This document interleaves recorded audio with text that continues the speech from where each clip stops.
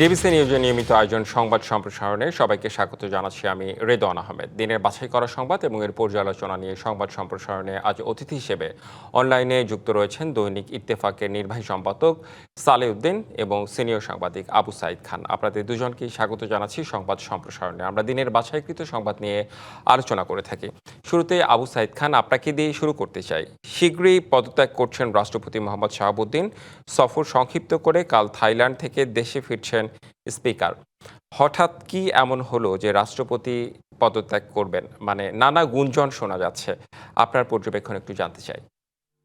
প্রথমত হচ্ছে যে গুঞ্জন যেটা শোনা যাচ্ছে যে স্বাস্থ্যগত কারণে, তা আমাদের দেশে যেই পদত্যাগ করেন না কেন, মন্ত্রী হোক আর রাষ্ট্রপতি হোক, তো স্বাস্থ্যগত কারণ, এই স্বাস্থ্যগত কারণের আড়ালে আসল কারণটা চাপা থাকে। তো আসল কারণ কি জানি না, তবে একটা বিষয় যে স্পষ্ট ছিল যে বিএনপি এই রাষ্ট্রপতিকে নিয়ে তো তার সময় কাটাবেন না। বোধহয় এপ্রিল মাস পর্যন্ত, 28 সালের এপ্রিল মাস পর্যন্ত তার মেয়াদ আছে, নিশ্চয়ই এতদিন কাটাবেন না। তবে বিএনপি যেটা চাইছিল, যেটা তাদের বিভিন্ন কথাবার্তা বিরুদ্ধে মনে হয়েছে, যে আগামী নির্বাচনটা এই তাদের দলীয় রাষ্ট্রপতির অধীনে, অর্থাৎ তাদের দল থেকে নির্বাচিত রাষ্ট্রপতির অধীনেই করবেন, এমনটাই মনে হয়েছিল। তো সেই দিক দিয়ে 6 মাস কেটে গেছে, তো এটা একটা উপযুক্ত সময়। অতএব তারা সরকার সে রাষ্ট্রপতিকে এই ধরনের সিগন্যাল দিতে পারেন। আর রাষ্ট্রপতিও তো জানিয়েছিলেন যে তিনি যে কোনো সময় পদত্যাগ করতে পারেন, কেন তিনি কিছুটা অস্বস্তিতেও ছিলেন। তো সবকিছু মিলে হয়তো তিনি পদত্যাগ করছেন। তবে আমার কাছে যেটা মনে হয় যে বিএনপির ইচ্ছাই, সরকারের ইচ্ছাই তিনি হয়তো পদত্যাগ করবেন, এটি হুম, আমার কাছে মনে সেটা হয়। তো মোটা দাগে আসলে বলাই যায়। আবার নানা গুঞ্জনের যেহেতু কথা বললাম, অনেকেই বলছেন উনি লন্ডনে গিয়েছিলেন, তারপর আওয়ামী লীগের সঙ্গে কথা হয়েছে কিংবা দিল্লি থেকে ফোনে কথা হয়েছে, এরকম গুঞ্জনও শোনা যাচ্ছে। এসব কি আসলে ধর্তব্যের মধ্যে পড়ে কিংবা ধরা যায়? এটার আমি কোনো যুক্তি দেখি না যে উনি কেন দিল্লির সঙ্গে কেন করবেন। এবং দিল্লির, অর্থাৎ উনি এই বয়সে এসে, মানে দিল্লিতে শেখ হাসিনা আছেন, শেখ হাসিনাকে প্রতিষ্ঠা করার তিনি আসতে পারবেন কি না পারবেন, তার সঙ্গে বর্তমান রাষ্ট্রপতি নিজেকে মিলাবেন, শেখ হাসিনার ভাগ্যের সঙ্গে তার নিজের ভাগ্য মিলাবেন, এমনটা আমার কাছে বিশ্বাসযোগ্য মনে হয় না। অতএব শেখ হাসিনা এবং আওয়ামী লীগের এখানে প্রত্যাবর্তনের বিষয়টা, সেটা শেখ হাসিনাকে ভাবতে দিবেন। এর সঙ্গে উনি নিজেকে যুক্ত করবেন বলে আমার মনে হয় না, কেননা ইতিমধ্যে উনি প্রমাণ করেছেন যে উনি ওনার নিজের মতো করে চলবেন। এবং এই দেশের এই সংকটের সময়ে উনি তখন আওয়ামী লীগের দিকে তাকান নাই।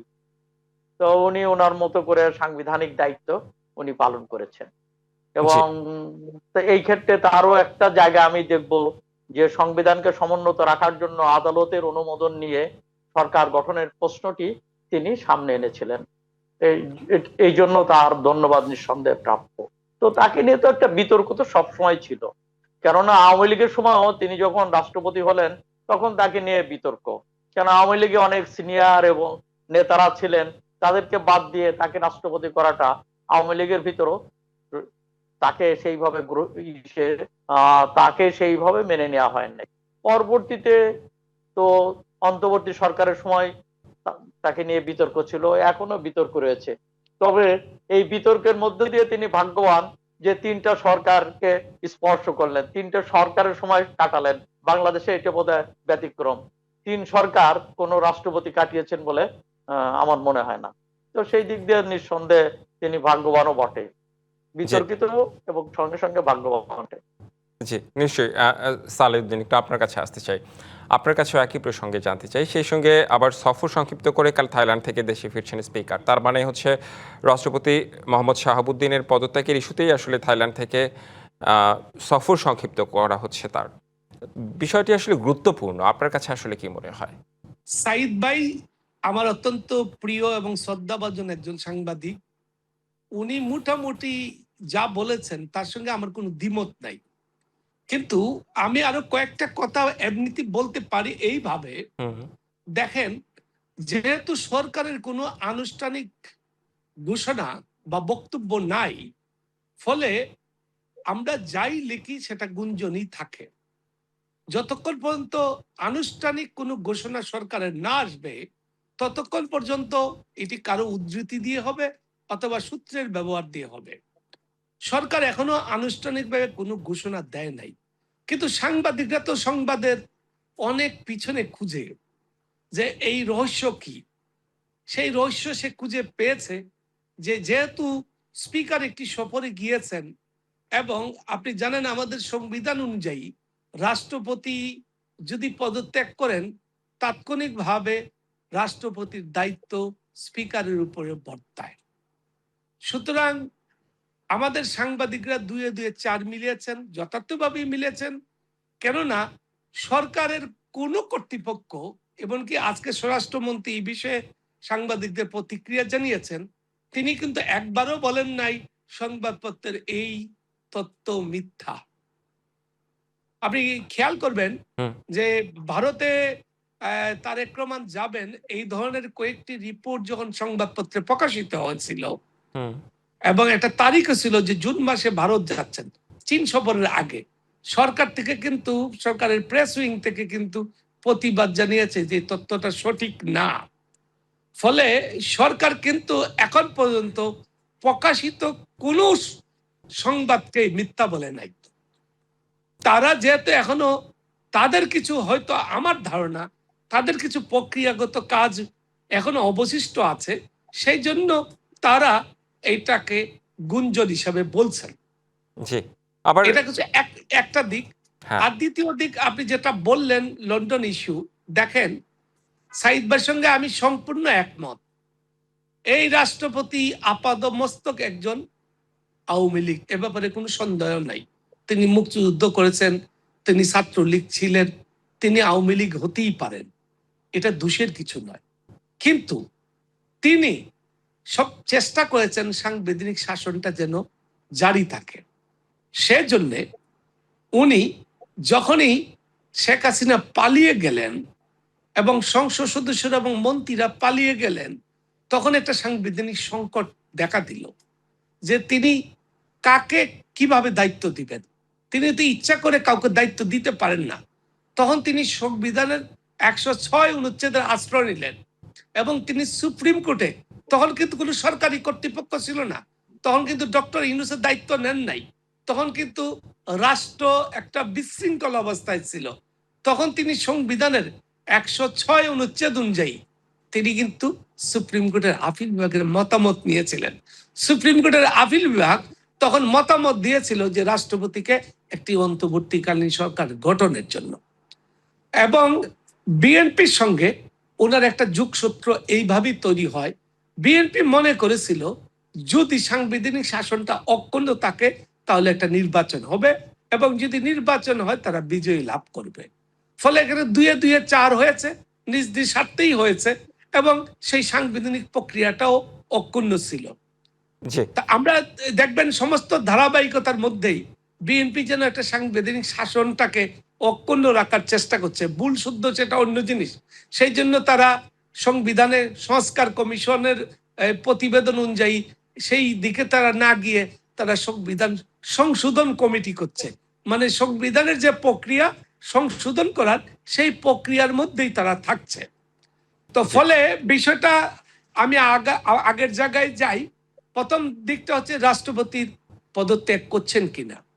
এখন রাষ্ট্রপতি, এই যে সাইদ ভাই যে কথা বললেন, তিনি যখন পদত্যাগ করবেন তিনি তখন স্বাস্থ্যগত কারণই দেখিয়েই করবেন, কারণ তাছাড়া তার কাছে আর উপযুক্ত কোনো কারণ নাই। জি যদিও ওনার বয়স হয়েছে, তিনি অসুস্থ, এগুলো সবই সত্য, কিন্তু আমাদের দেশে কে পদ ছেড়ে দিতে চায়?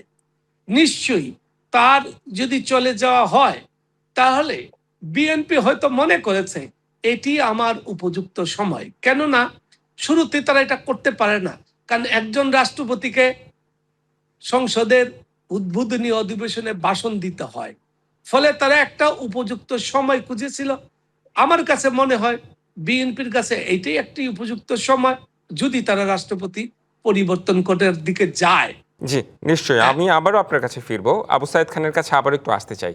আবু সাইদ খান, আপনার কাছে আবার একটু জানতে চাই যে যদি রাষ্ট্রপতি পদত্যাগ করেন, অনেকেরই নাম শোনা যাচ্ছে, গুঞ্জন বলি কিংবা গণমাধ্যমে অনেকের নাম বলছে, অনেক বিএনপি নেতার নাম আসছে।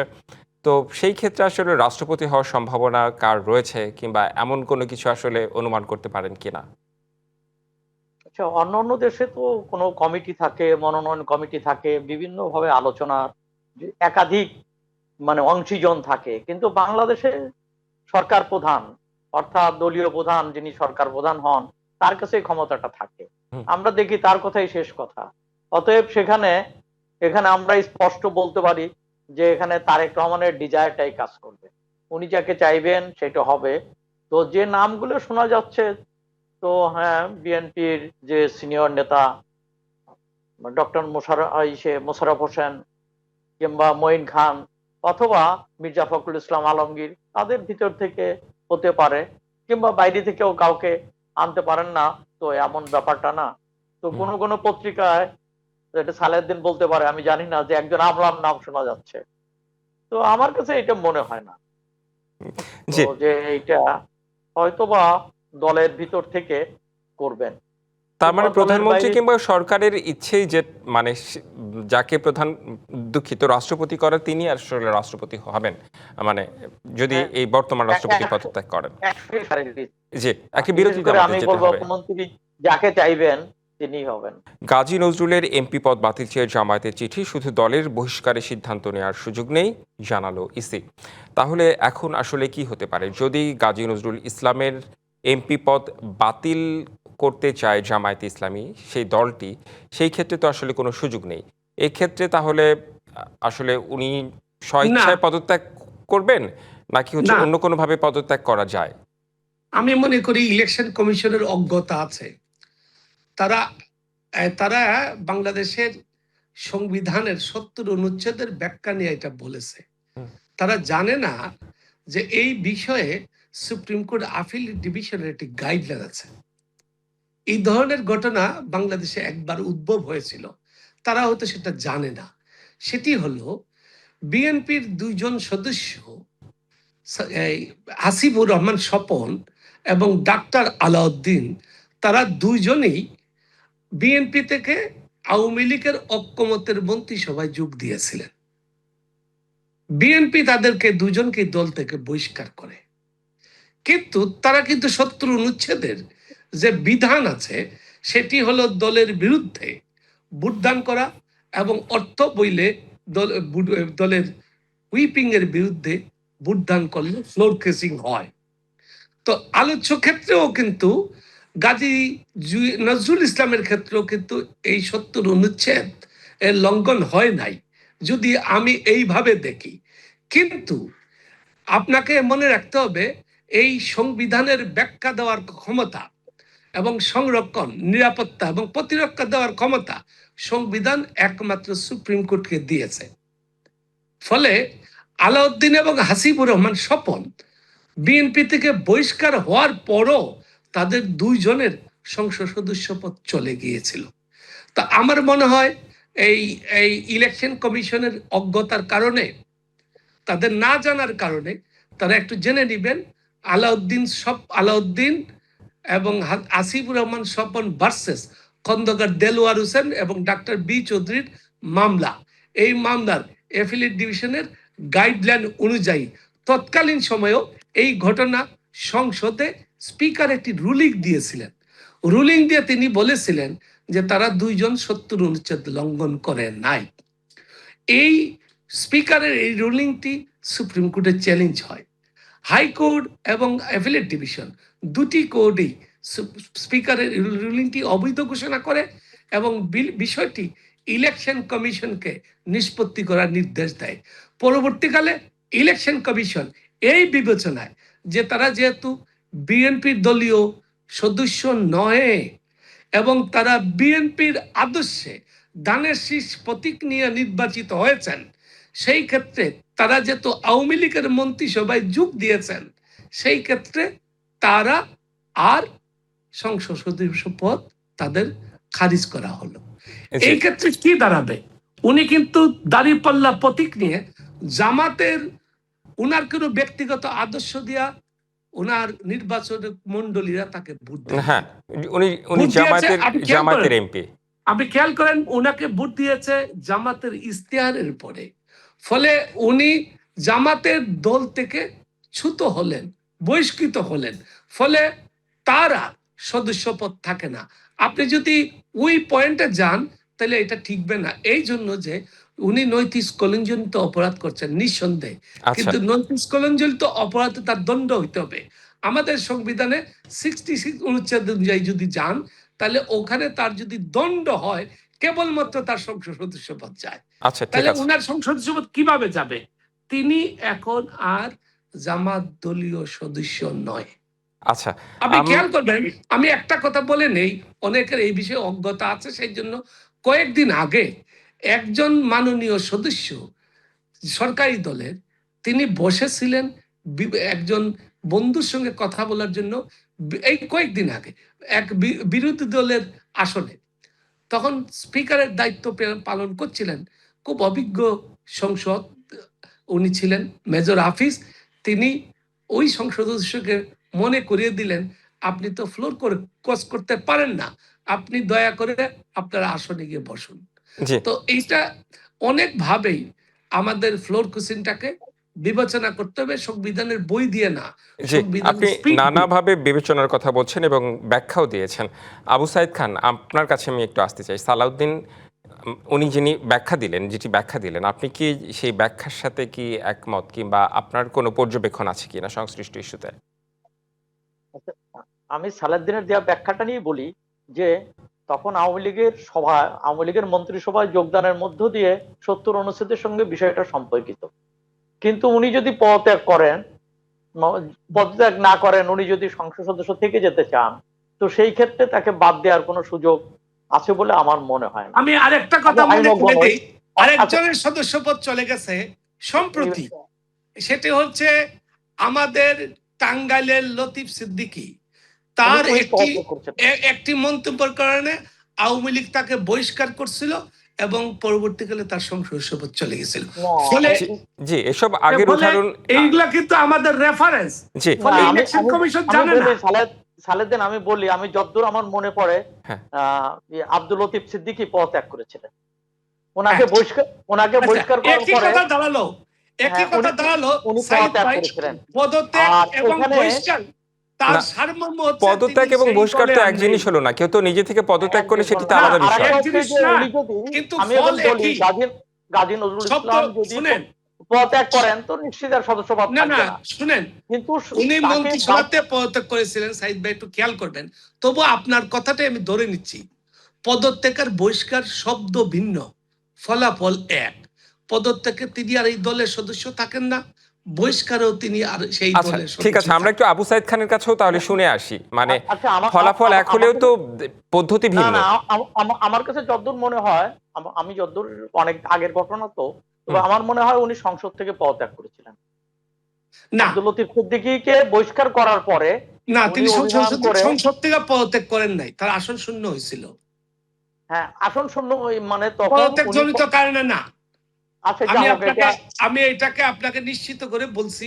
আচ্ছা ঠিক আছে, আচ্ছা, তবে আমরা সেই ঠিক প্রসঙ্গ, আছে, আমরা সেই তবে রেফারেন্সে না গিয়ে আমার তাহলে বক্তব্য হচ্ছে যে, বর্তমান যে প্রেক্ষাপট, মানে বর্তমান আচ্ছা, প্রসঙ্গ নিয়ে একটু আমার যেটা আলোচনা করি। মনে হচ্ছে যে 70 অনুচ্ছেদের সঙ্গে যেটা আদালতের রায় হ্যাঁ, আগের যে দুইজন বিএনপি সদস্যর ক্ষেত্রে দেওয়া হয়েছিল, সেটা 70 অনুচ্ছেদ সম্পর্কিত বিষয়টা আদালত এটাকে ইন্টারপ্রেট করেছিলেন। কিন্তু এখনকার বিষয়টা এখনো 70-কে স্পর্শ করেন নাই, কারণ তাকে বাদ দিয়েছেন।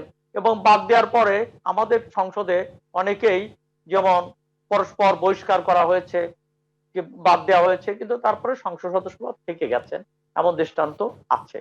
দল ভাগ হয়ে গেছে, পরস্পরকে বহিষ্কার করেছেন।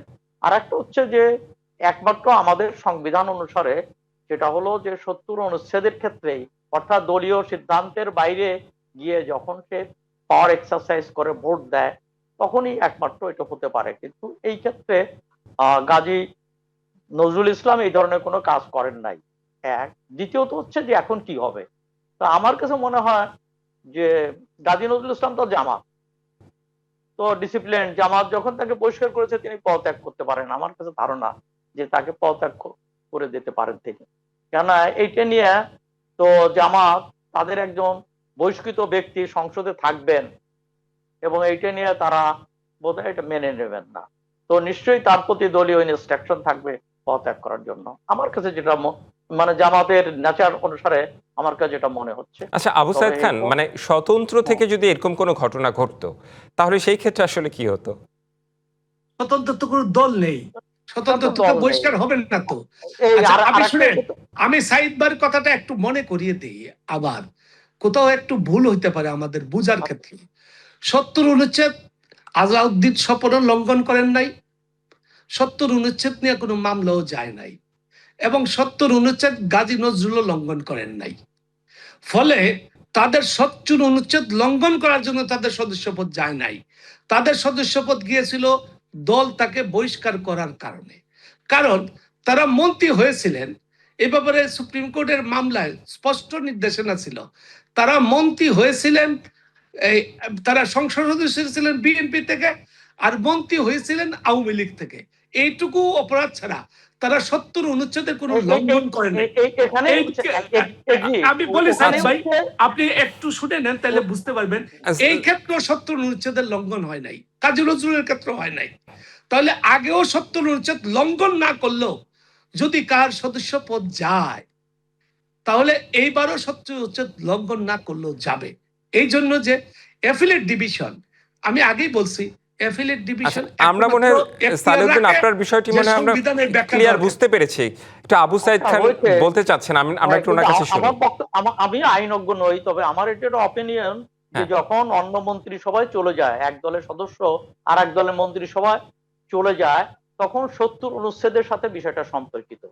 আর এটা আপনার ধারণা, এটা আপনার ধারণা, কিন্তু 70 অনুচ্ছেদ সম্পর্কে সংবিধানে আমরা একটু আবু সাইদ খানের কথা শুনি।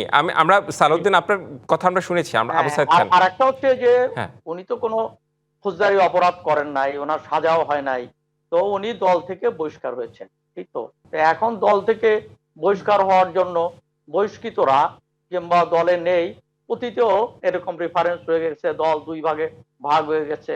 তো তারা সদস্যরা, সিপিবির সদস্যরা, তারা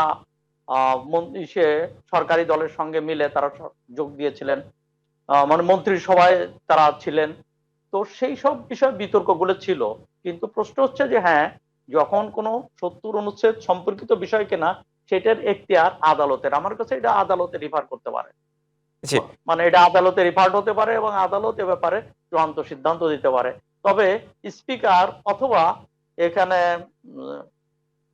এটা নির্বাচন কমিশনের এই ব্যাপারে কিছু করার আছে বলে আমার মনে হয়। জি, আপনাদের দুজনের কাছে আসলে ব্যাখ্যা শুনলাম এবং এটা নিয়ে বিতর্ক চলছে অনেকের মধ্যেই।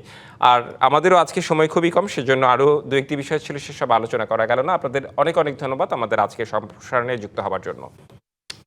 এই ছিল সংবাদ সম্প্রসারণে, ডিবিসির সঙ্গেই থাকুন।